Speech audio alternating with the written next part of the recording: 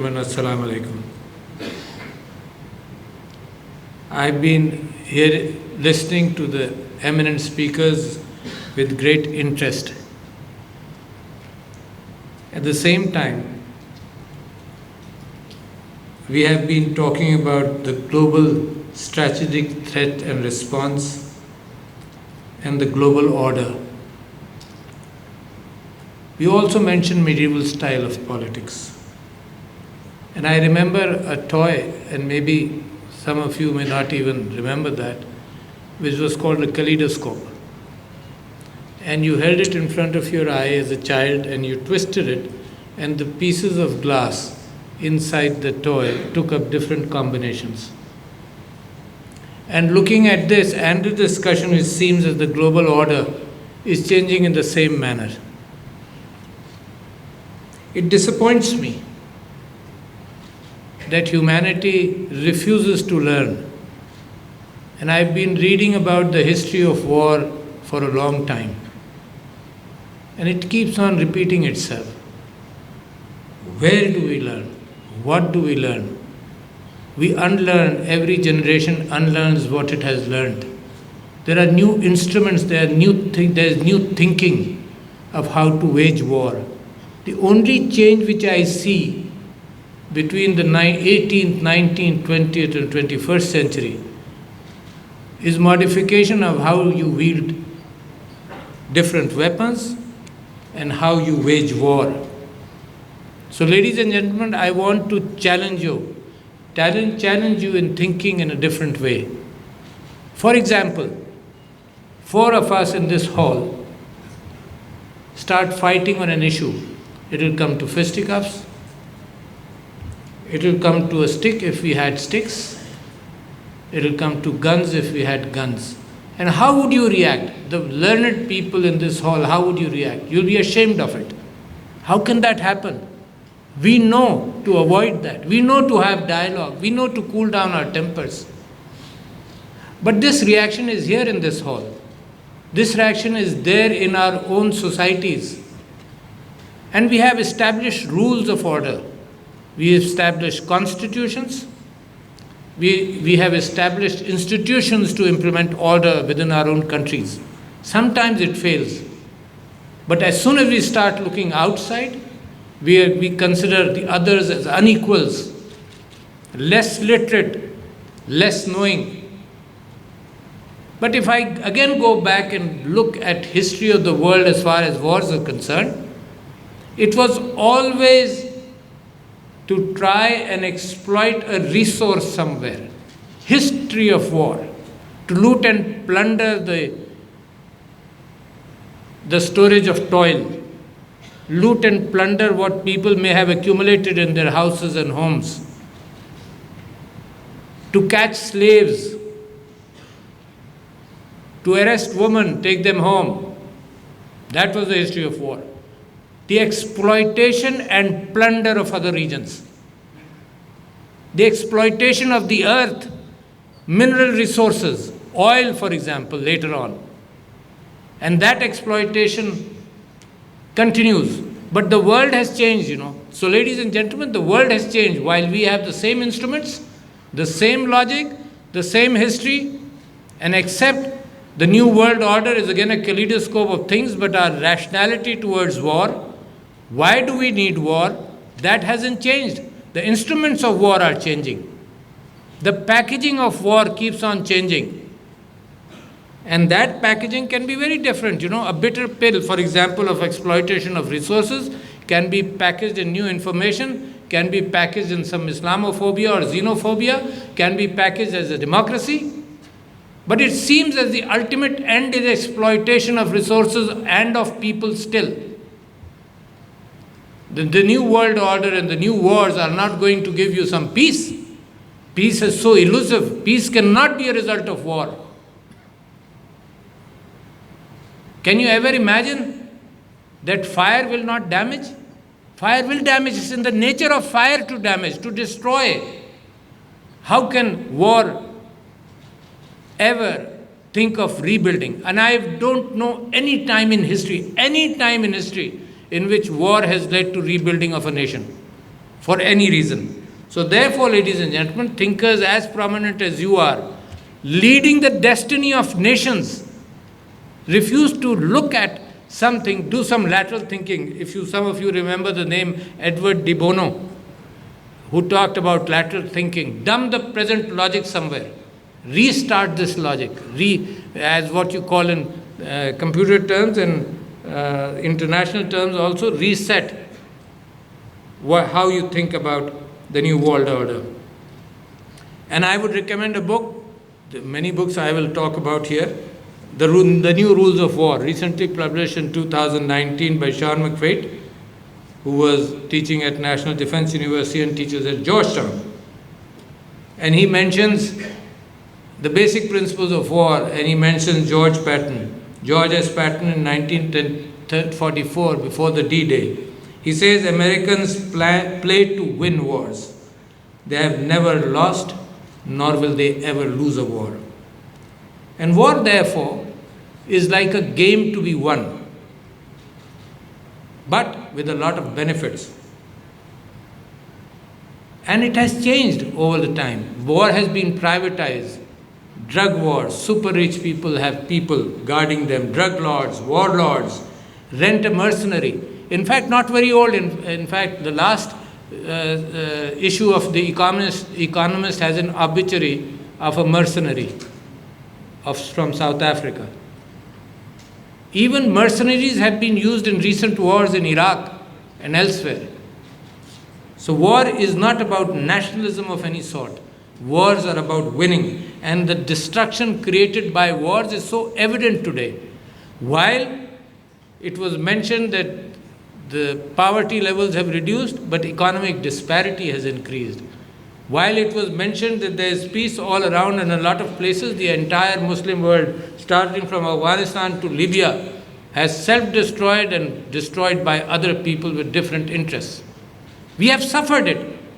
And today, I am sure we in Pakistan think about our own strengths, improving our economy. We must think. That's one of the things which we in Pakistan have to think. But imagine that on our borders and beyond our borders, there are fires. So we are distracted. What will happen if you believe there's a fire in this hotel somewhere in the other room? You will stack up the fire extinguishers. So we are forced to stack up on fire extinguishers. The threat of war and the threat from neighboring countries started us on the track of nuclear weapons. And these are called offsets of war. For example, you have to be prepared. The offset strategy must be there.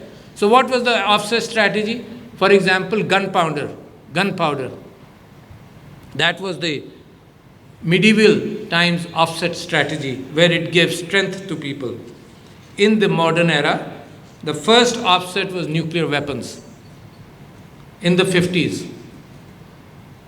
So countries like us, to secure ourselves, we also wanted nuclear weapons. The second offset were precision-guided missiles, starting around the 80s, improving all the time. That offset is still going on. Recently, my friends here from the Air Force must know the fact that there is a talk of hypersonic missiles. Missiles which will go from any part of the world to any other part of the world at the speed of Mach 10, Mach 15, and even a discussion of Mach 20. Within the hour. Do you have the capacity and institution to be able to recognize whether it's a false alarm? How should we react to an attack which can happen anytime? It can be accidental. And even in nuclear situations, off the coast of Cuba, during the Cuban crisis, there was a Russian submarine which got signals of an imminent attack, and they debated within 2 or 3 minutes, and it was the judgment of the captain of the submarine, where he was advised by his team to fire, and he did not fire a nuclear missile. It could have happened. So within the hour, if there is a nuclear missile coming in, the ability to recognize whether it is a fake issue? It's a machinery error, or it's a real thing? And how do you handle it? So humankind has come so close to an issue. But the world has changed. It's not about the wealth of nations, for example, and the wealth of the earth is not there. What you used to have war because of exploitation, to exploit resources, those resources are dwindling. Your home is almost on fire itself from inside. The global resources are limited. And we still tend to ignore that. The real war is that war. So, ladies and gentlemen, you have to throw out the entire chessboard and put on another chessboard in front of you with the new realities, how you have to fight that kind of war, where you're not exploiting resources but preserving resources. So the entire strategy has to change. And if you don't know how to do it, I would like to quote Alice in Wonderland when the Cheshire Cat makes a statement that if you don't know where you are going, any and every road will get you there. Strategy demands that you look beyond. It's not you talking about the earth. But imagine at the same time, we are stuck with trying to defend ourselves also. We are stuck because we have poverty. We are stuck because we have to educate our people to bring them to health. At the same time, we cannot close our doors and ignore what is happening everywhere else. There is smog in Lahore. There is pollution all over. However, it goes beyond our borders, comes from India also. But today, because of the Indian belligerence and Pakistan's continuous efforts to talk about peace, because Pakistan understands the value of peace.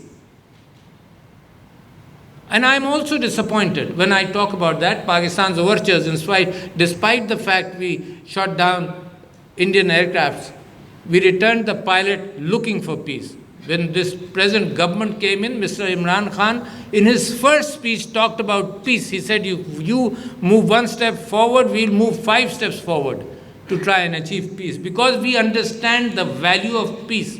We understand the value of rejecting war. But the priorities today in the world are still different. It's going in the same direction. Imagine, and the new challenges which are coming in as far as hybrid wars and as far as cyber wars are concerned. And let me mention the fact that, for example, we keep on developing instruments of war. For example, if F-35, an American plane, took $1.5 trillion to develop. $1.5 trillion is as much as the GDP of Russia. And it has 8 million lines of code. Mujahid Anwar Khan sahab, 8 million lines of code to fly it. And any bug or any cyber kind of an attack will paralyze that. I don't know it will, but there is possibility of doing it to a smaller aircraft. And 24 million lines of code for its maintenance. $120 million is the worth of the aircraft if you want to go and buy it. So what are the priorities? The priorities are, for example, and I want to remove those priorities. The big threats are there for you, for which you need an F-35. Those are national threats, not individual threats. And for national threats, wouldn't it be wiser to cool down things? In a world, and you mentioned the fact, Mr. Mantar, you mentioned the fact mentioned a book by Noah Hariri, 21 Lessons for the 21st Century. And I believe that book constructs itself on the arguments from his previous books of Homo sapiens and Homo deus. And he's also talking about, and other people are also talking about the fact that this humankind is threatened. Humankind is threatened, lack of resources, global warming, artificial intelligence. And he mentions an interesting argument, which is mentioned by other people, that the DNA in the human mind takes 10,000 years to change. But the DNA, which is similar, of artificial intelligence can take hours to change.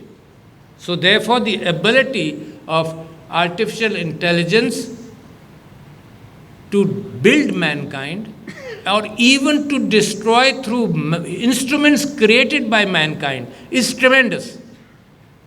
And of course, an irresponsible humankind is ready to give up the leadership of the earth.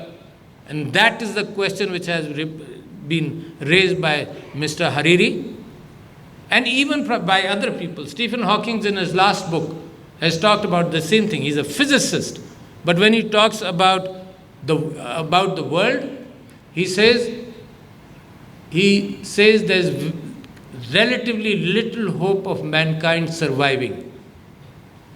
But this is a warning to mankind to strategize and to learn and to get out of this bind in which it is. These two people, for example, they mentioned two gentlemen, I can mention other people, for example, Jared Diamond, who in his book Upheaval talks about how nations fought wars, in fact, picking examples from Finland and picking examples from Japan and Argentina, Chile and Indonesia. And these people have talked about the fact, and these are like recce in military terms when you say do a recce. And what's a recce? Recce is, from olden times of war till today, recce is climb this hill, look beyond the hill, what is a crisis? How many people are there to battle you? What is happening? What kind of instruments do they have? Do they have horses? Do they have guns? Do they have elephants? And that's the recce. And they come back and they tell you what you should be prepared for. So these people and these philosophers and the world at large is giving you a warning. There's a red light blinking all the time, giving you a warning that wars, if you want to wield wars to kill humanity, coronavirus is happening and it will happen. You've destroyed the insect population of the earth by about 30 or 40% already. How will we live? So these people who have been doing our recce have been informing us of what to do. The world order is changing. It was mentioned the Westphalian Order, which was drafted in probably 1648 or so, and it came on the heels of the 30-year war again.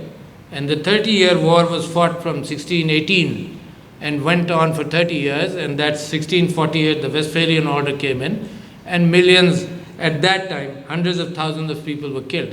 What did the Westphalian Order do? It said that the ability to fight war is now with nations only. Individuals cannot fight, should not fight. Nations have the right to hold instruments of war. Nations have the right to wield wars. Nations have the right to fight. And the Westphalian Order led to United Nations, led to, for example, Geneva Convention and the Hague treaties, and is still on today. But what is happening? The multinationals, the nation-state principle is now has been overtaken by multinationals in some way. They have the ability to corrupt democracies.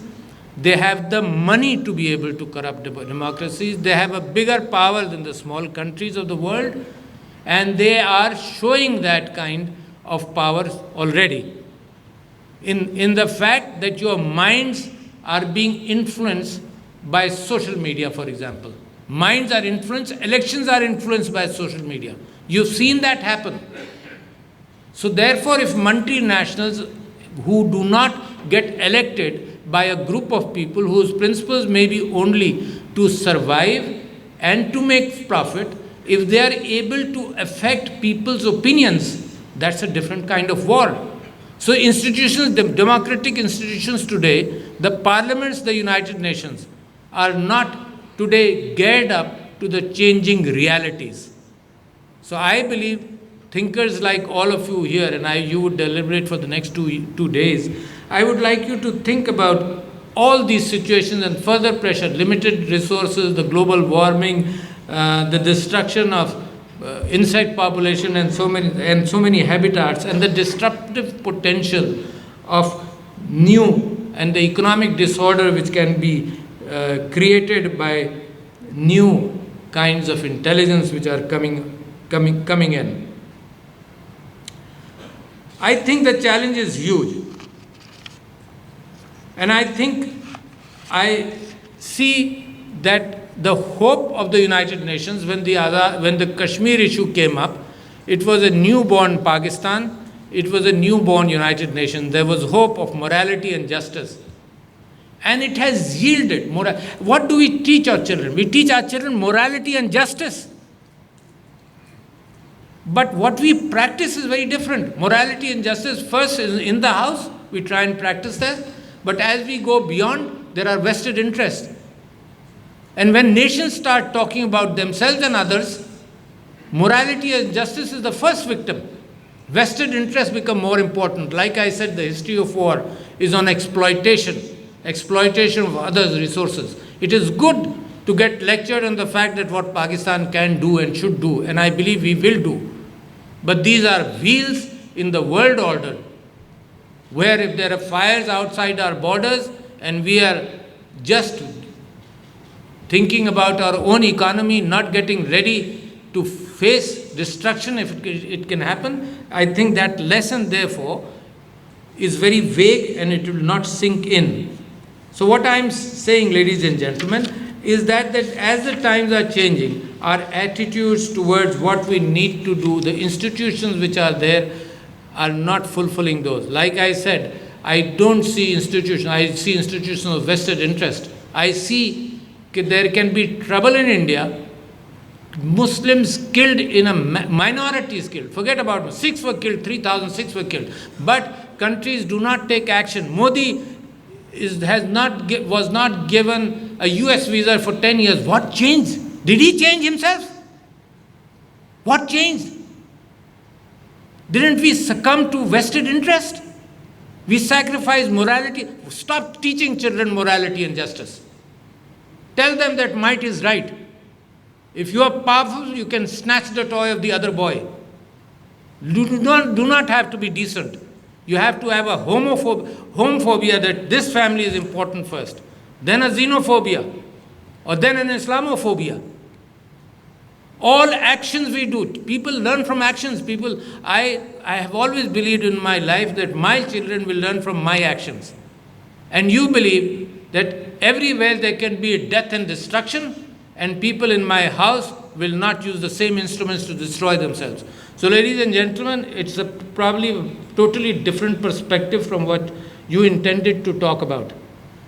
But I believe the warning in the world is there, and if you don't heed it, this world will continue to suffer.